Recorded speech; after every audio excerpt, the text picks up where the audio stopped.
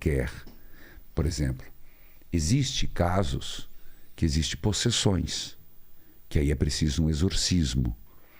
Até eu escrevi um livro, Batalha Espiritual, que é um texto clássico, já foi escrito em 1500. Eu só coloquei os dados atuais. Eu mesmo já presenciei exorcismo, mas é um caso excepcional de possessão, que é onde o inimigo entra e ele toma as faculdades mentais, a liberdade, e ele desfigura a pessoa. Você já viu isso? Já vi. A pessoa tem outra feição, e já outra tentei voz. fazer exorcismo e também não deu certo. Como assim não deu certo? A pessoa, ela estava possessa. E aí tem todo um ritual, né? Porque na verdade, assim, um padre não escolhe ser...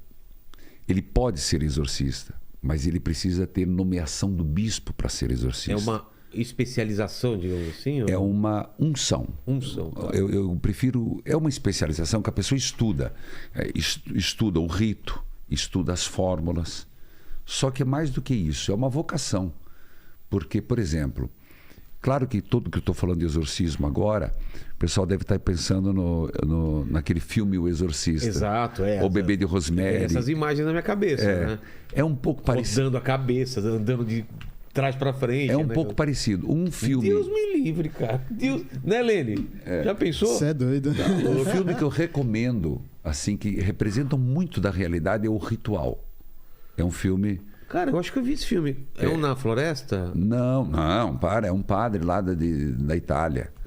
É um padre da Itália. Não, tem um que é O Ritual. O Ritual, acho que é que vão os amigos pra floresta e tem uma seita meio demoníaca lá. Não, esse eu não vi. Esse não é. Eu não vejo filme de terror. Esse filme Ritual, acho que é aquele com o mesmo ator que fez o Hannibal.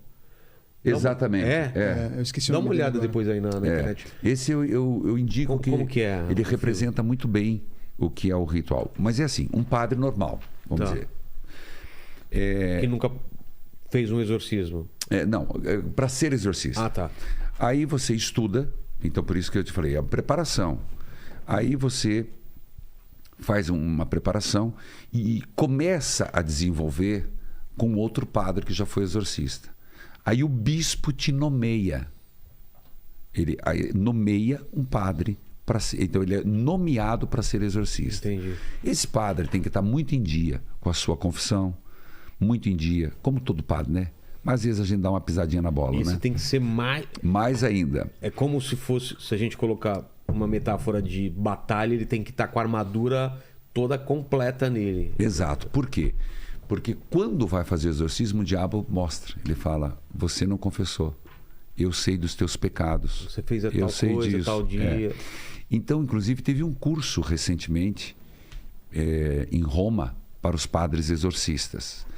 Eu não fiz, mas eu sei quem foi. Então, toda a diocese, então nós estamos em São Paulo. Então, Dom Odilo, que é o cardeal aqui, deve ter nomeado 1 ou 2 padres, acredito que pelo número, mais que um padre exorcista. Eu sou de Curitiba. Lá nós temos 2 padres nomeados exorcistas. Então, quando a gente fala dessa possessão, por exemplo, aconteceu comigo. Eu estava... Quantos anos você tinha? Não faz muito tempo, não. No máximo uns 7 anos atrás. Eu estava com a bênção com o Santíssimo. O que é bênção com o Santíssimo? Para quem pode ser que esteja nos escutando. Nós acreditamos, católicos, que, diferentemente dos luteranos, os luteranos fazem até a ceia do pão. Sim. Mas eles acreditam na presença real de Jesus naquela hora. Terminada aquela ceia, os evangélicos também, aquele pão já não é mais Jesus, é só durante. Entendi. Nós, da Igreja Católica, desde o Concílio de Trento, quando eu falo concílio, quer dizer, quando foi tornado regra, mas isso desde Nosso Senhor Jesus Cristo, na instituição da Eucaristia. Nós acreditamos na Eucaristia durante e depois. Então, durante a missa, as hóstias são consagradas. Estou falando difícil demais? Não. Eu tenho que perguntar pro Paquito, que não manja nada. Não, tá entendendo? Tá, porque eu não quero usar termos teológicos técnicos, né? Na hora da consagração, o padre faz a imposição das mãos e consagra o pão para nós, vira carne de Jesus, o vinho vira sangue de Jesus. É consumido na mesa, é consumido na Assembleia, mas tem as sobras. Fora da Igreja Católica, existe a ceia, mas aquelas sobras não contém mais a presença real de Jesus. Para nós temos. Então ela vai para o sacrário. Toda igreja tem aquele sacrário, onde tem aquela luzinha vermelha que fica acesa. Sacrário, tabernáculo e tal. O que é a adoração do Santíssimo? Nós pegamos a hóstia maior, colocamos numa custódia. Eu nunca entendi porque o padre tinha uma hóstia grande, até ficava dando mais um. Por que o padre tem aquela hóstia grande e a gente porque ele tem direito, porque ele é guloso, né? Ele é guloso. Não. Aquele é para fracionar e para mostrar. Tá. Mas uma hóstia parecida com aquela é colocada num ostensório. Ostensório é ostensório, ostentar, no bom sentido da palavra. É tipo uma cruz dourada que fica no meio, isso, eu já vi. Que é usado para uma continuidade, um desdobramento da missa, que é a adoração de Jesus Eucarístico. Tá.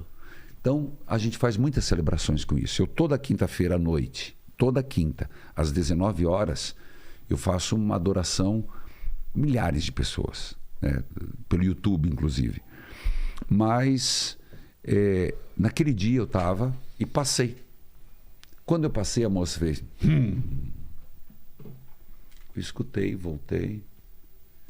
Lene, aí... mulher faz um negócio desse, eu já tô a uma quadra de distância.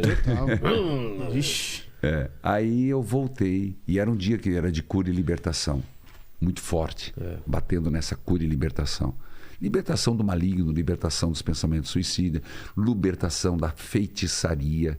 Que é onde se manifesta bastante. Exato, onde o inimigo toma. Porque, bom, vou continuar. Depois me lembra de falar das brechas. Tá bom. Porque o inimigo aproveita brechas.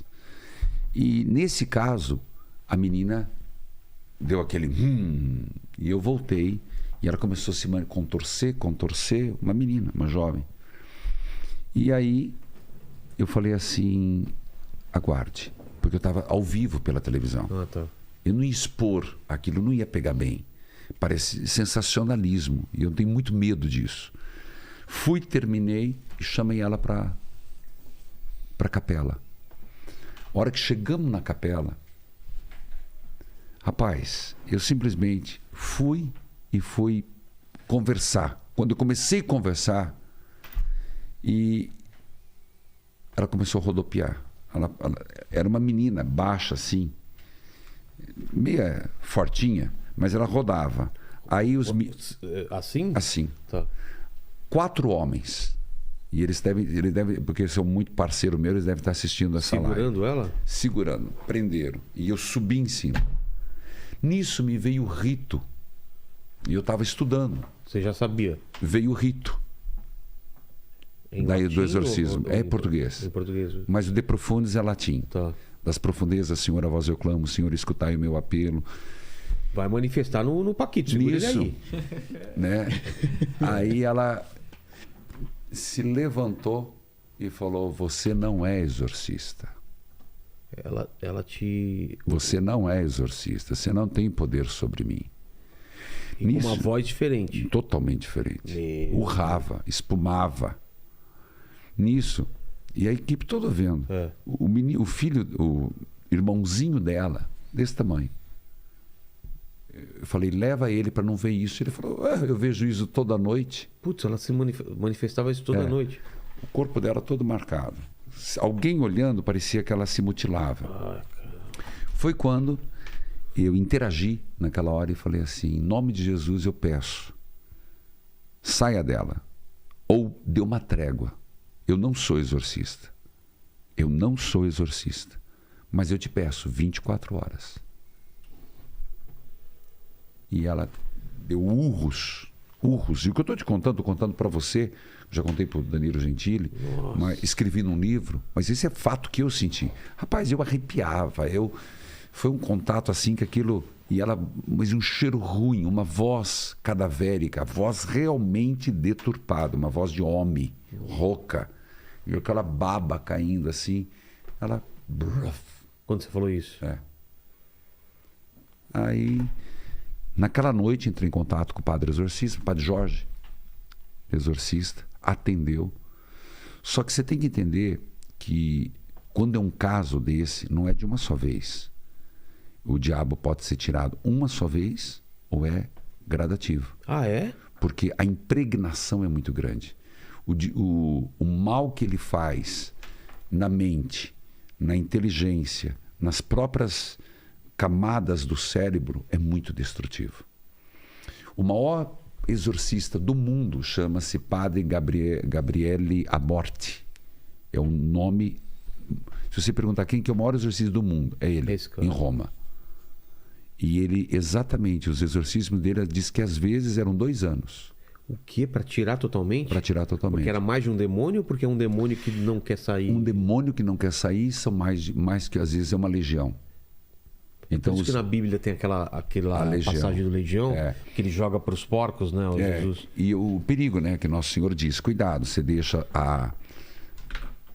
o interior aberto, limpa a casa e deixa vazia, ele vai, chama mais 7 e volta o estrago é pior. Por quê?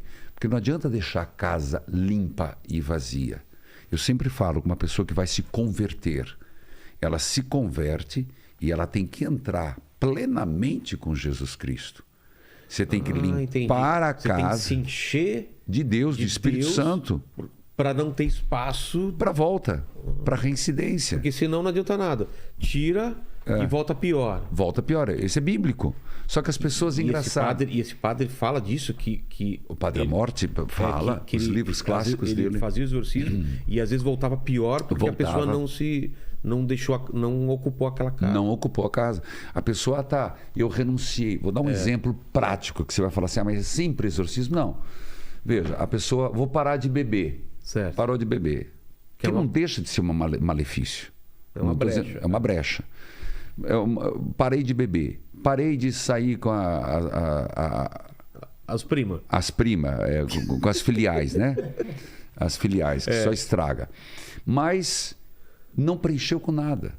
Ele não preencheu com uma mudança com uma construção, uma atitude pró-ativa, não refez os laços com a esposa, não intensificou o carinho, não se voltou para a família, não voltou para a igreja, não intensificou a oração, ele vai cair de novo.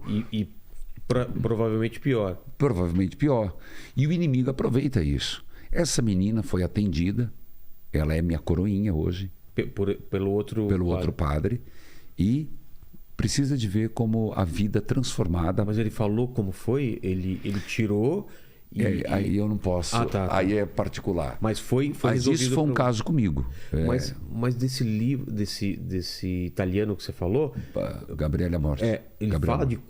O máximo foi 2 anos para tirar totalmente? 2 anos. E às vezes é instantâneo. Por exemplo, São João Paulo II, ninguém conta essa história. Por quê?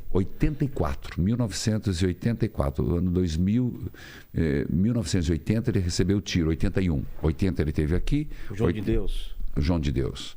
80. Então, se eu não estiver errado, 80 ele teve aqui, 81 ele recebeu o tiro. Em 84 ele estava no Vaticano. E entrou uma mulher com o padre, e essa mulher se torcia, se batia, xingava, e o padre não sabia o que fazer. Papa São João Paulo II foi, impôs as mãos, rezou, a mulher simplesmente caiu da escada, foi plenamente exorcizada.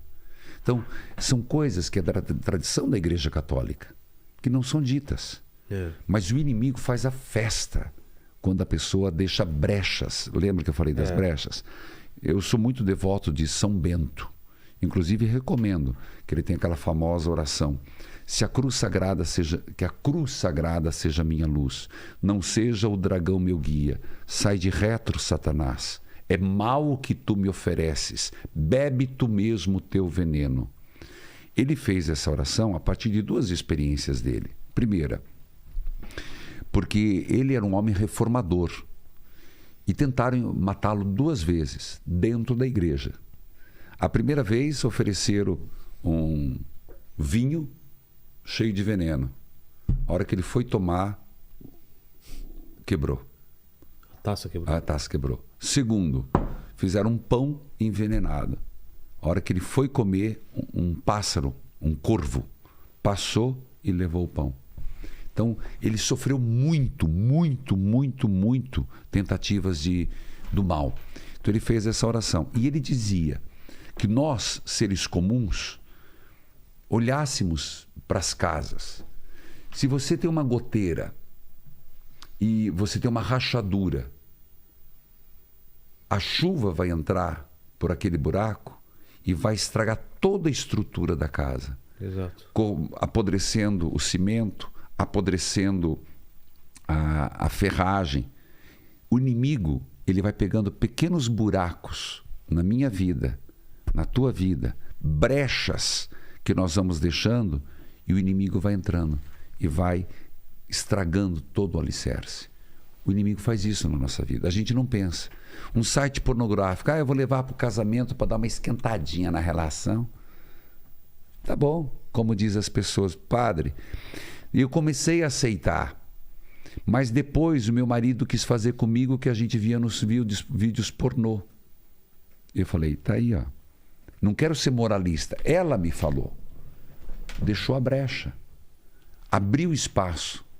Então o inimigo vai entrando, encardido. O Janho, ele quer isso. Janho? Ele quer Ah, é? É o termo do Paraná. O Janho. Janho. Ele vai aproveitando a minha permissão. Isso pode ser para droga, para droga, qualquer tipo de vício. Exato. Muita bebida, traição, mentira, infidelidade, raiva. Caramba, o que as pessoas hoje... brecha por quê? Porque é como se Deus não puder...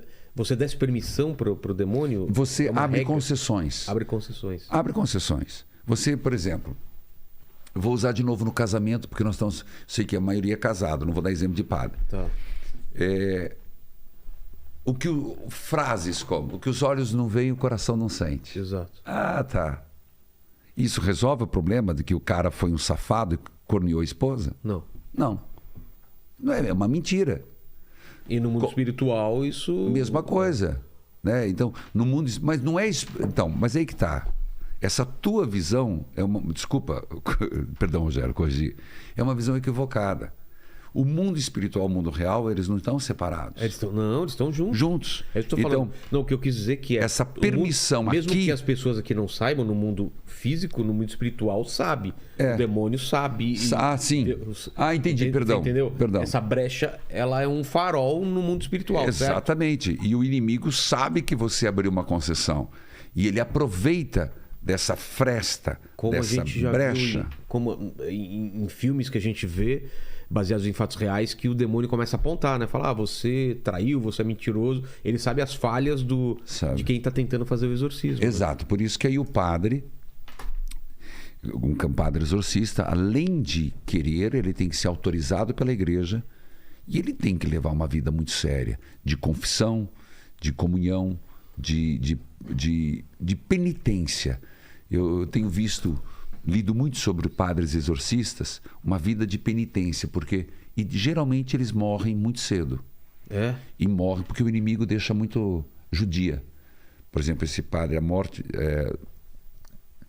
Gabriele Amorte, ele morreu com problemas, geralmente eles morrem com câncer. Putz. Porque o inimigo, ele não quer que ninguém mexa com ele.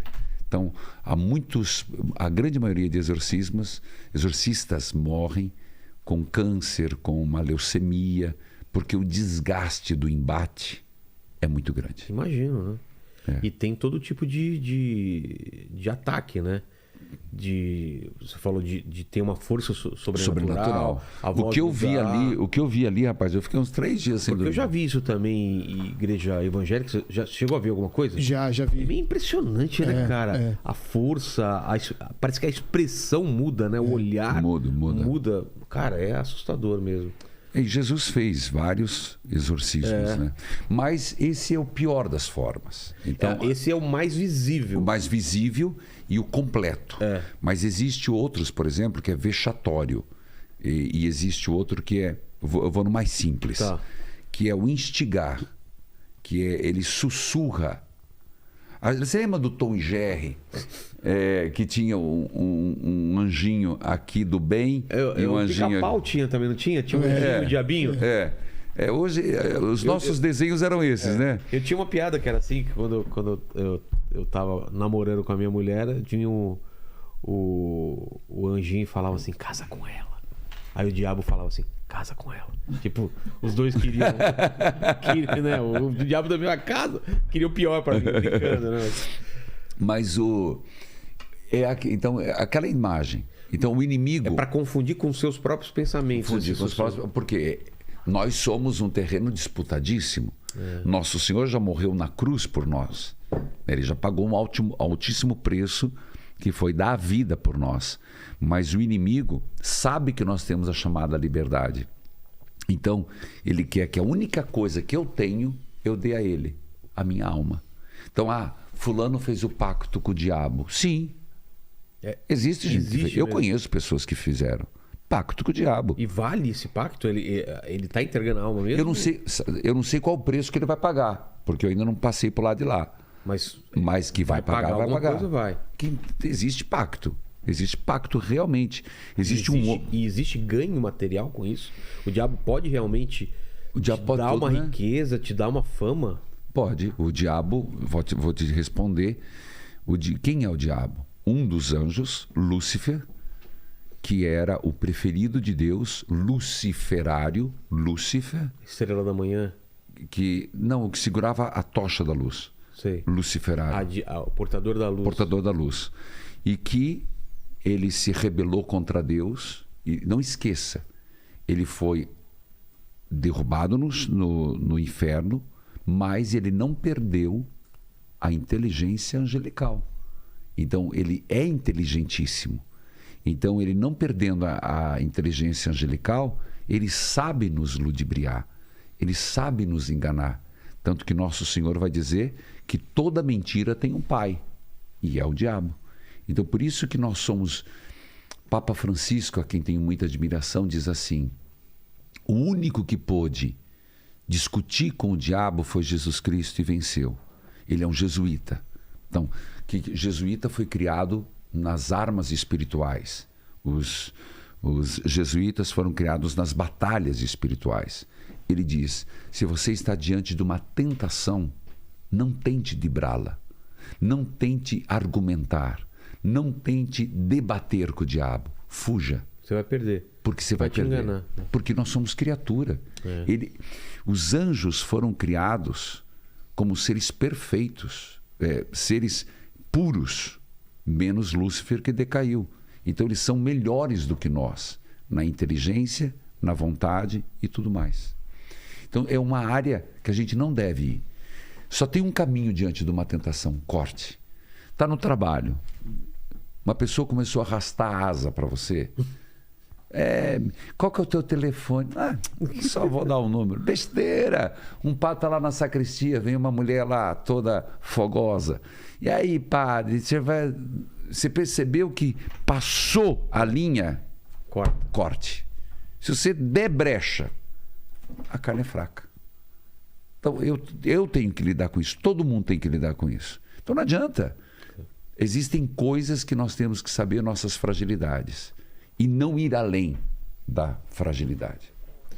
E você vê, eu não sei a visão católica, a gente trouxe alguns pastores aqui, né, Lene, há umas 2, 3 semanas atrás, para falar se a gente está vivendo os últimos tempos ou não. A gente está perto do que o Apocalipse fala para a gente está com as pandemias, as guerras. Você acredita que a volta de Jesus está próxima ou não? Existem duas coisas, e eu estou te falando na teologia católica. Tá.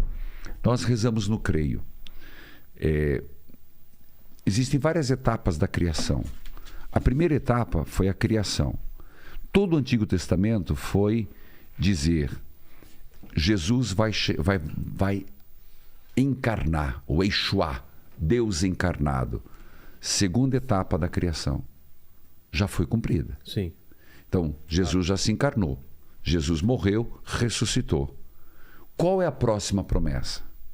Eu voltarei. Segunda vinda. A segunda vinda. Então, nós estamos entre a encarnação do Cristo e a volta.